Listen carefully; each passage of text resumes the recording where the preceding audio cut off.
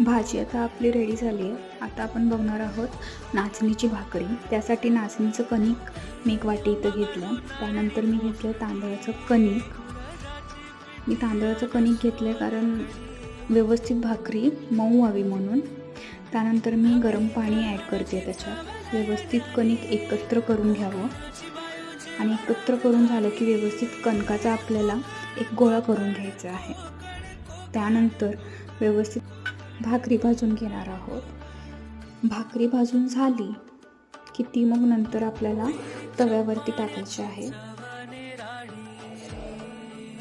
तव्यावर टाकून झाली की त्याला व्यवस्थित आपण जसं नॉर्मल भाकरी भाजतो त्याचप्रमाणे त्याला पाणी लावून घ्यायचं आहे आणि भाकरी व्यवस्थित उलटी पालटी करायची आणि ती भाकरी शेकू द्यायची।